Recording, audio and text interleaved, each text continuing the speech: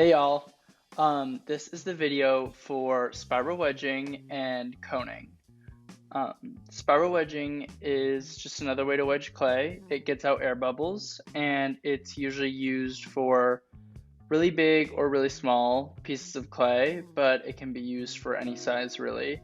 Coning is just another way to center your clay, and it's usually used for bigger pieces of clay, but can also be used for any size of clay. So I will start with showing y'all how to spiral wedge, and then I will show you coning.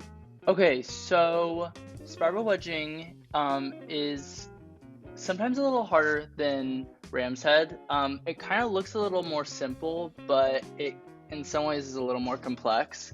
You're going to start out with a piece of clay that's between 10 and 8 pounds, and you can use these to measure it.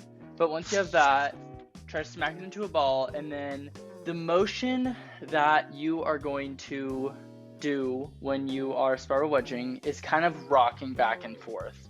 So first I'm just going to kind of show you what spiral wedging looks like, and then I'm going to kind of go through it step by step and kind of give you the logistics.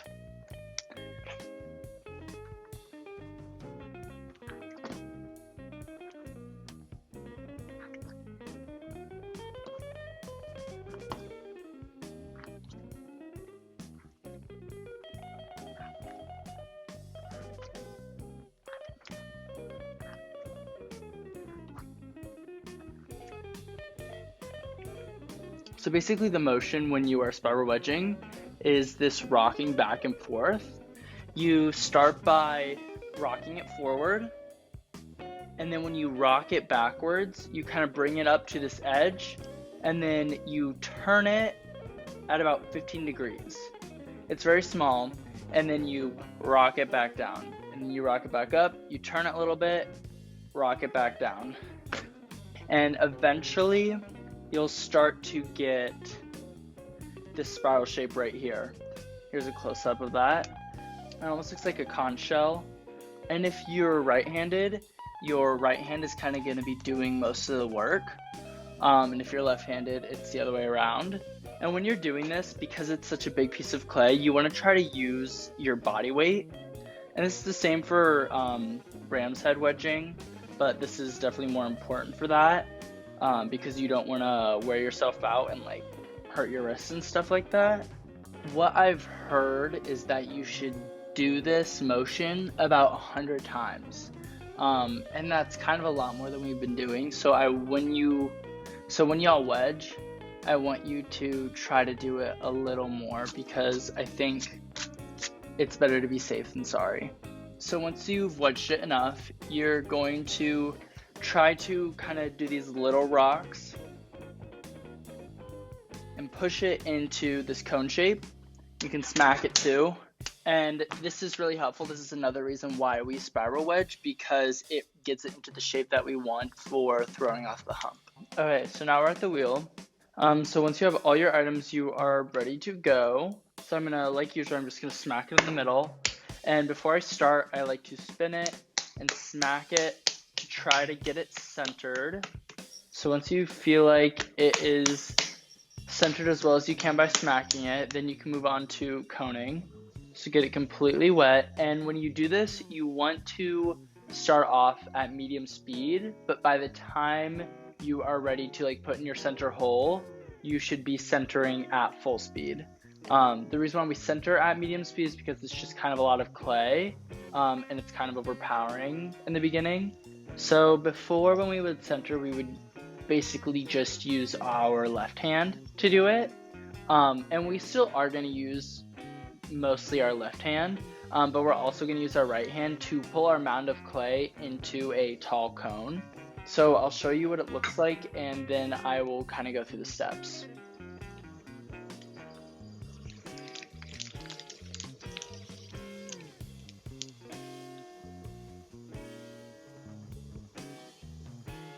So basically what I did is I took my left hand, I put it in the same place that I do when I'm wedging normally, around 7 or 8 o'clock. My right hand is between 1 and 2 o'clock. I spin at medium speed, and I put a lot of pressure with my left hand, and also some pressure with my right hand. and you basically just squeeze and pull up. And once you have your cone, you're going to push it back down. So when you press it back down, you use kind of the palm of your right hand, and you want to put it on top, not directly on top, but kind of a little bit to the side, and you are just going to press down. Again, it doesn't have to be at full speed. Try to keep it wet so there's no friction. And I'm using my left hand so it's not becoming a mushroom and it's not folding over itself. I want to try to keep it in the center. And if you find it a little difficult to just push straight down, a helpful technique that I do is I kind of start at the top and then I'll work my way down. And I'll keep doing those motions and slowly push it down instead of doing it all kind of in one motion. And as you get it more centered, you can go a little faster.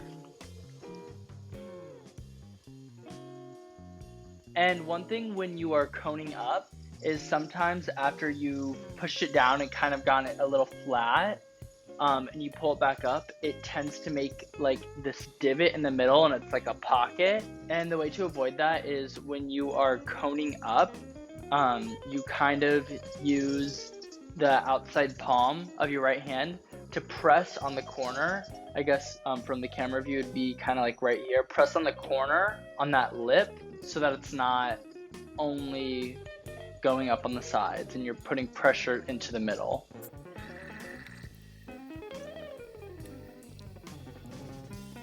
And the nice thing about throwing off the hump is that we don't actually have to center the whole thing. We only have to center the top.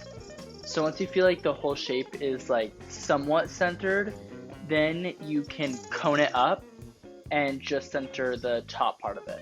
And at this point, I'm going full speed.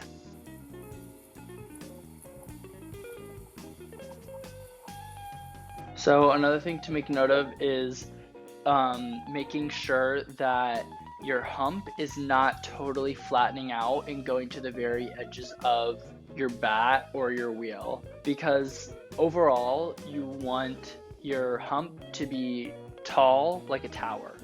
So I'm going to do one last cone up, and that looks good. So once you have it looking like this, you can start to throw cups. So the reason why we're throwing off the hump and making cups is because usually when you make cups, you make them in sets, and throwing off the hump is really nice because you don't have to keep going back and forth. You can continuously like keep making these cups or whatever else you're making without having to smack a whole new piece of clay on and wedging more clay and then getting it all centered and stuff. It's just all right here. You can just keep going. It's faster production. Okay, so now that you have coned and it is centered at the top, you're ready to start making your cup. And the first thing you want to do is measure out how much clay you're going to use. And this is to keep it consistent because, again, techniques like this are usually used to make sets of things. So a general rule of thumb for me when I'm measuring is I will make a C with my pointer finger and my thumb, and then close it like this with my other pointer finger, and the tips of my fingers are touching, and then the tip of my thumb is at the bottom crease of my pointer finger, and I want the clay to fit in that, so I know it's the right width. And now to make sure it's the right height, my general rule of thumb is cut it off at the pinky. So right here I'm gonna put I'll go like this, so I'll cut it off at the pinky. So right here I'll put a little bit of pressure so I know that this is where my false bottom will be. And as I continue to make cups, I will measure each time. By using the C and cutting it off at the pinky. And you can measure it however you want. Just make sure you're repeating the measuring process so the amount of clay used is consistent. So once I've marked my false bottom, I'm going to do everything that I'd normally do, kind of for a cylinder, depending on what you want.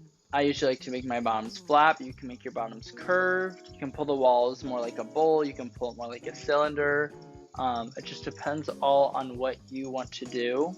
And I know my false bottom is right here, so I'm gonna make sure I'm only putting the center hole deep enough so that there's maybe like an inch thickness of clay.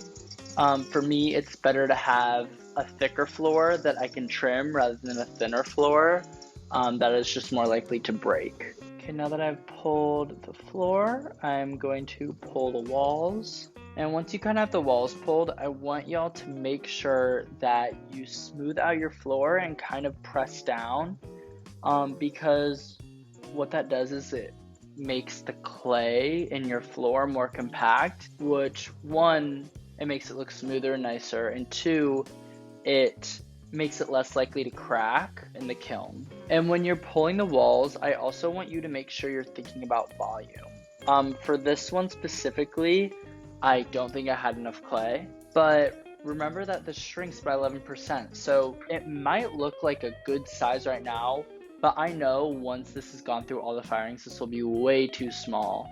A general rule of thumb for me is I want to be able to fit my whole fist into it all the way up to the wrist. And I can fit my whole fist into it, but it's not as deep as I'd like it to be, which is fine. It's just next time I measure my clay, I'll just add a little more. One tool I want y'all to try to use this time is a rib.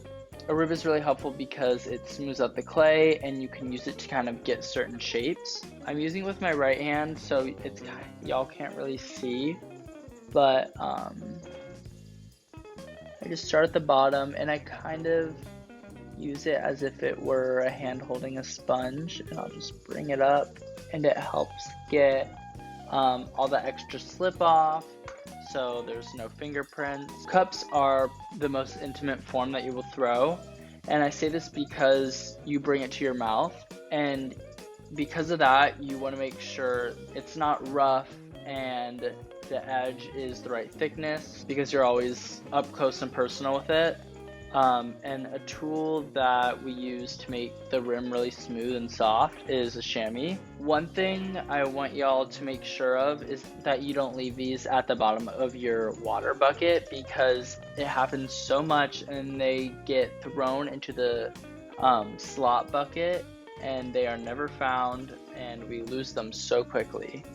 So just be mindful of that. But basically when you use them, you're gonna get them all wet in the water, and I kind of like to make this little tunnel shape, and I just gently rest it on the rim of my pot. I don't pull down on it, and then once I do that, I'm ready to cut it off. So the first thing you want to do when you're cutting it off is mark off where you're going to do it. I think right here is probably a good spot because I have a lot of clay right here that I can trim off.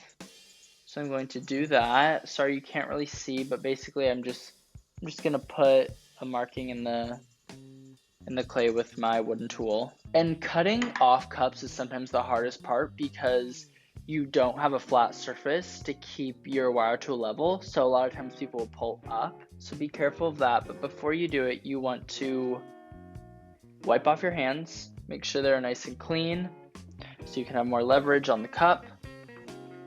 You're going to take your wire tool and put it at the mark, and as you pull through, I want you to spin the wheel. So I'm going to hold it there, I'm going to spin the wheel and pull it towards me. Not up, pull it towards me. And then I have my cup. And then now I can just keep going and throw another cup, and it's as easy as that. One thing you want to also make sure of is getting the water out of the bottom of your cup. You don't want to leave water in there because that is not good for the clay. I think that is all for this video. Thank you for watching, and I will see y'all in class.